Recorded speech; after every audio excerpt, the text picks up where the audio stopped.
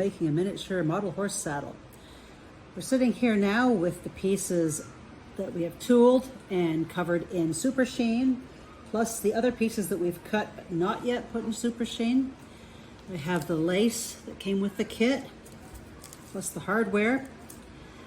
I have the hardware that I selected for my special saddle choices.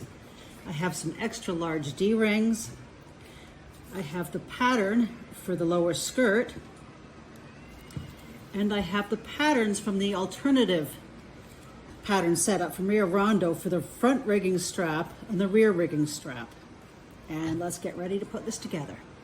First thing we're going to do is the breast collar rings. I'm going to turn the lower skirt over, and I'm going to, using some transfer paper, line this up, and I'm going to mark the angled version. I'm going to carefully mark this angled version, and then I'm going to cut it out with a knife, making sure just to get that length. The reason I do this after tooling is because sometimes it'll stretch out if there's a cut in the leather. The other thing I'm going to do is on the alternative sheet, you can see the breast collar rigging Ds are D, which on my set right here are these rings. So I'm going to cut out and prepare those. Next, I'm going to thin some leather. I'm using leather that I already had, not from the kit. Doesn't matter, use either. And you can skive it down, thin it. You'd like it really thin for this job. You can either use the Tandy Skiver or sandpaper. And what you want to do is get it as thin as possible without it being breakable. And this can take some practice. You either skive it or sand it. Once you've got it thin, you're going to cut two 1-inch pieces. I use the skiving tool and some sandpaper to get that as thin as possible. Then thread on your little ring for the breast collar.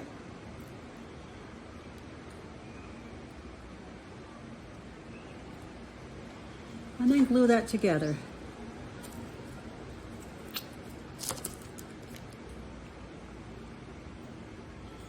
Now when you're doing this, it's very careful. You want to be very careful to not get glue over everything. Glue sticking on everything never looks that good. What I like to use is little clamps every time. And clamp that closed and let that dry for a couple minutes. Once it's dry, like this one, you're going to take it, you're going to make sure there's enough room in that hole, and then you're going to thread that through.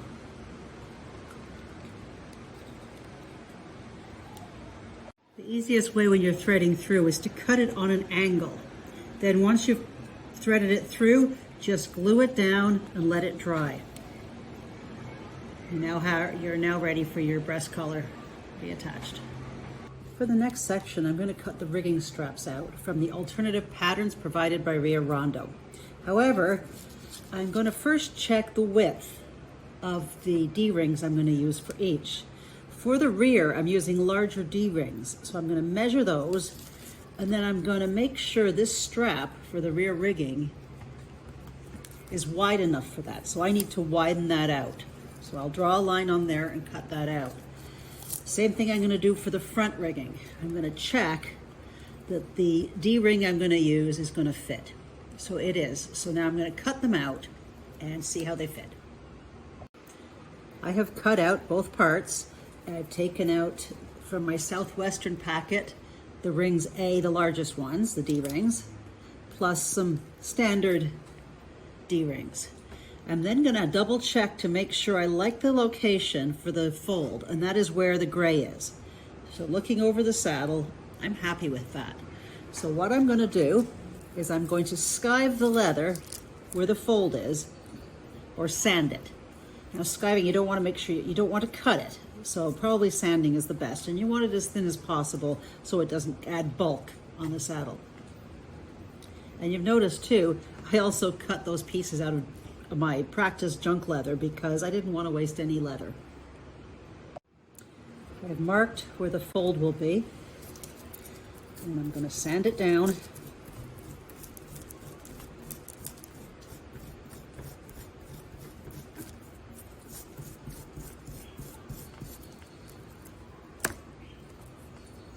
Put on the ring at the fold.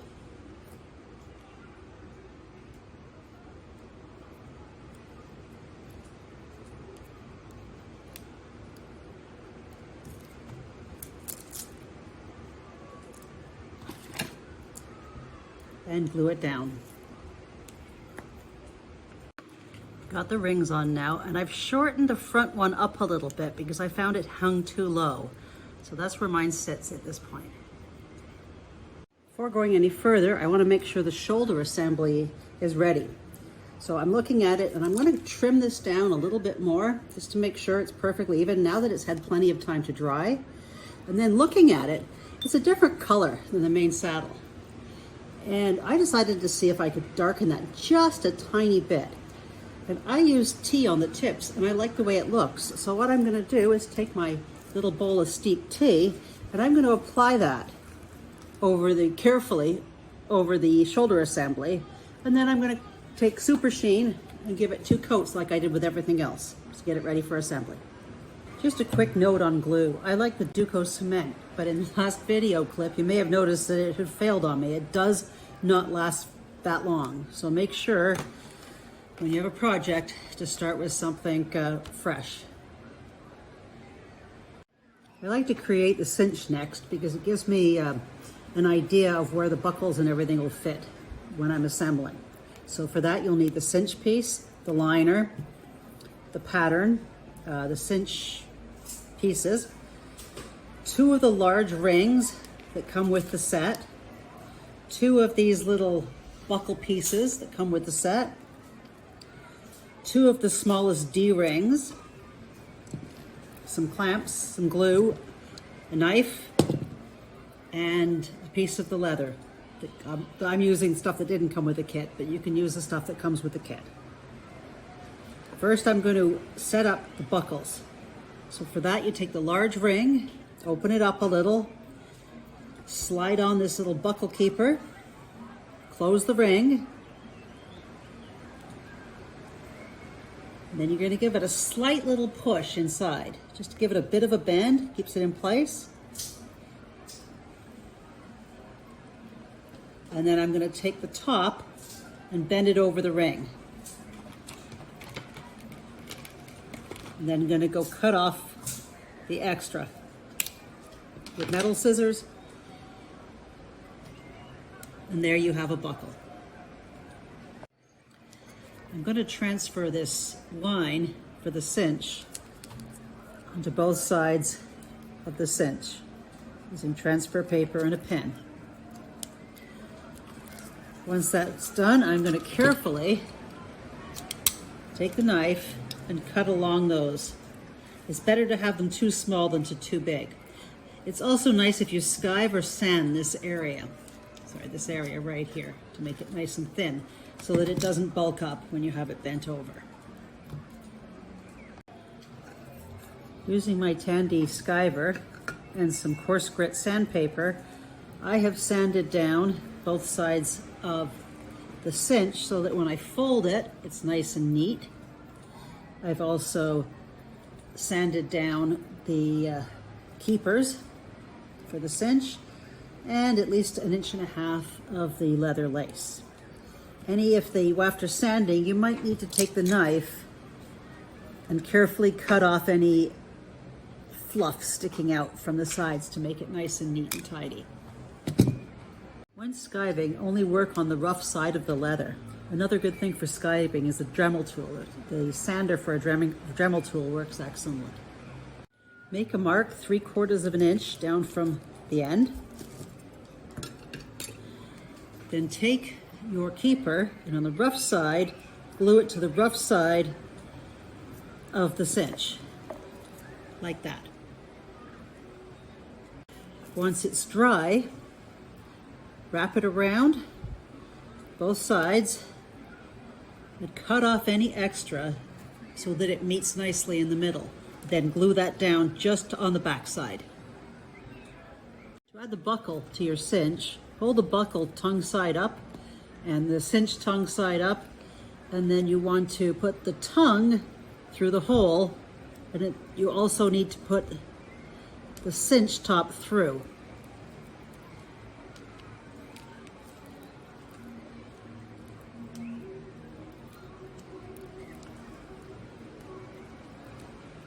just going to try to stick that through there. Once it is through, poke it around a little bit. We are then going to glue that down on top of the keeper.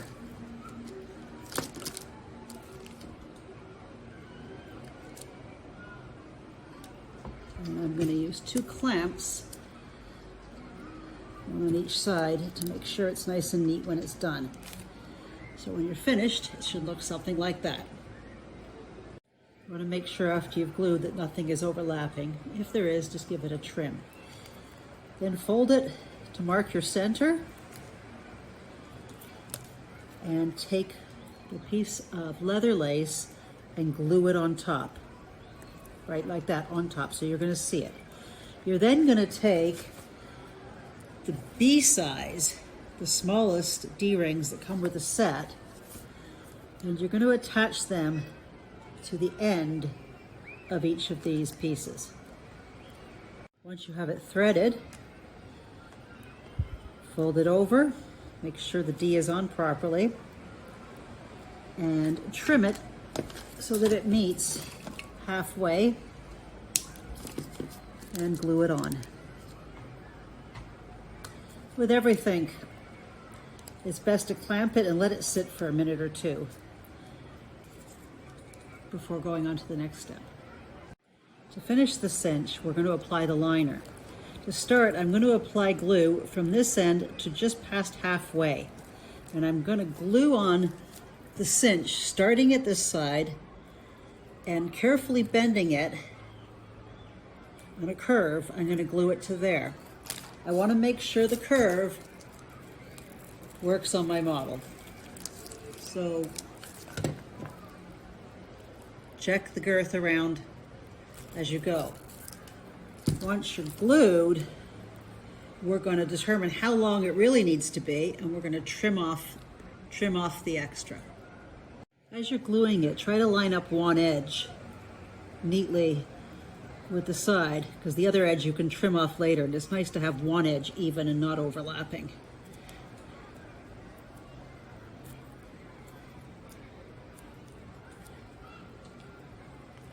Just work it into the curve. You can see there's a lot of extra overlapping with the base of the curve, so trim that down and give it the shape. And finish gluing it. Keep the curve and use your model to make sure you have a nice smooth curve. That way you won't get it all wrinkling if you glue it all on at once.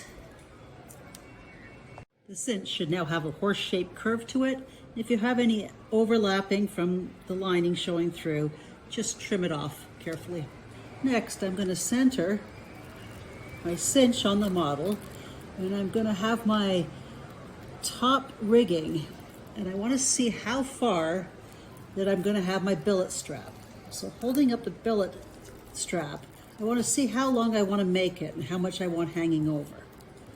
So for me, that would be about this much. It depends on the models. You want more, if you want to be able to switch it between models a lot. So that is the spot I want, and that's going to be my folding place. When you do that calculation, you need to leave enough room for your saddle pad as well. So that's a little longer than what you would have measured. Then take sandpaper, coarse grit, or a skiver, and thin the area where the fold will be. Take the thin billet keeper and glue it both right sides up to the top of the billet. Then fold your billet and wrap the billet keeper around. Then trim so that they meet in the center, and unfold it and glue those so they meet. The reason for folding it is so that there's room for the billet to go through it after. Once that is dry, take your front rigging, where the curve is the front. You want the right side of the horse, and we're going to take the billet up through the ring and down through the keeper.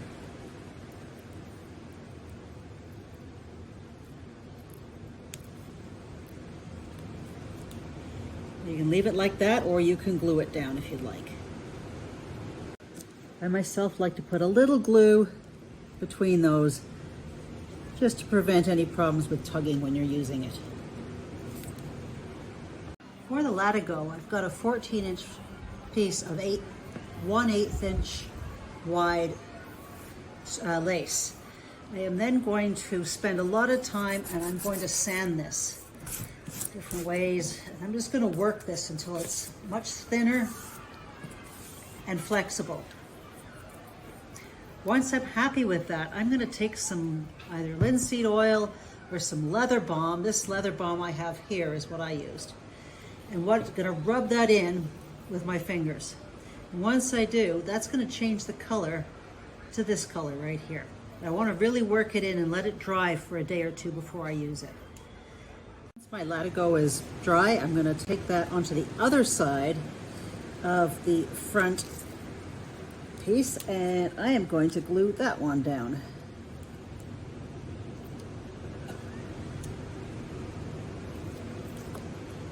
To make sure the Latigo stays in place because it's been treated, I've threaded a needle with the same thread that I used for the back stitch, back diamond, and I'm going to pierce that through the Latigo down and then back up and tie it.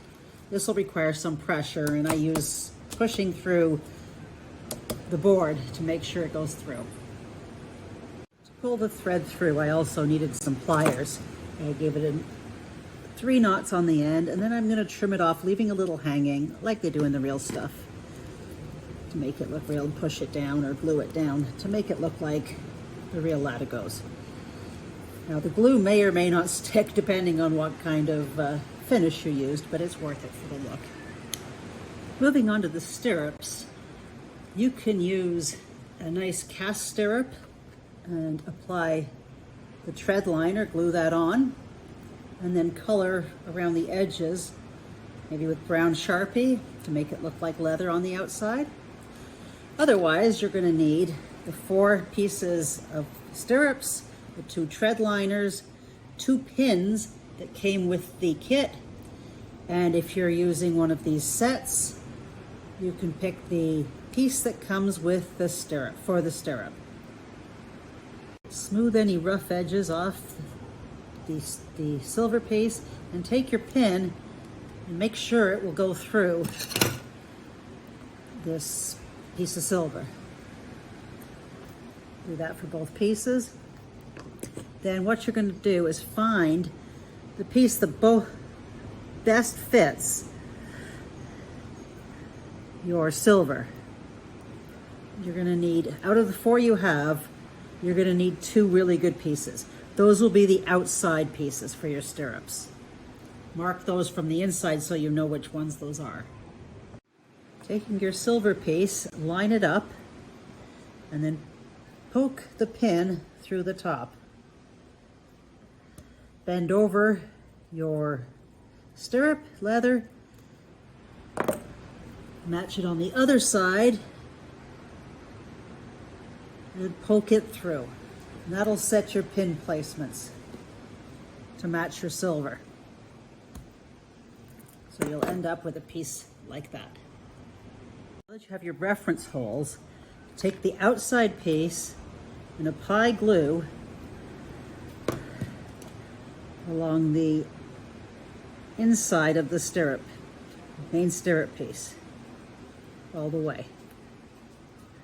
Then take a second of the stirrup liners and line one up to the outside piece and shaping around,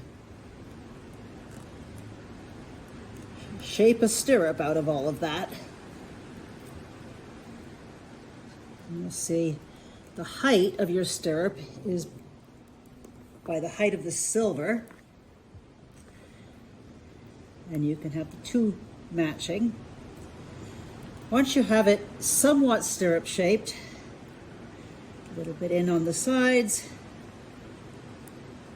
let that dry fully.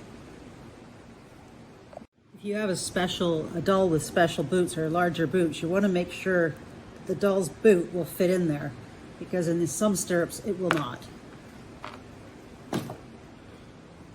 While it's still drying, if you have silver, You may want to just give that a little bend in with the silver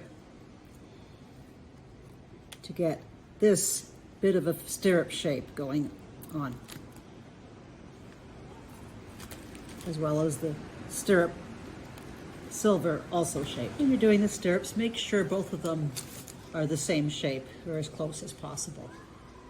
Once the stirrup is dry, trim around any of the liner that's sticking out. Using some coarse grit sandpaper, I just smoothed around the edges a little.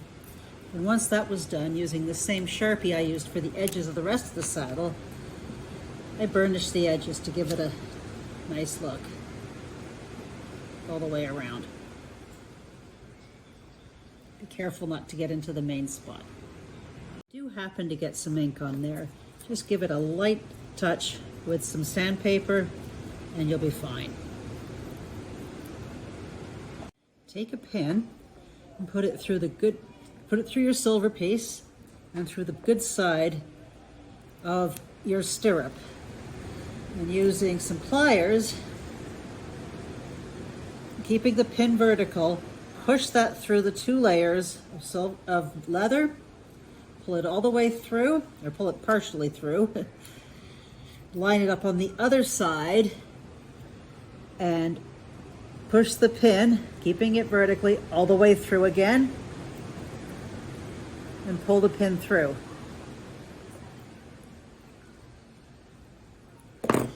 With the stirrup fender, put the fender on to determine how large it needs to be, and then you're going to bend this pin up.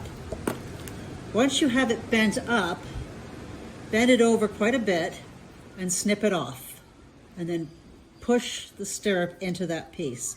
So you'll have something that looks like that.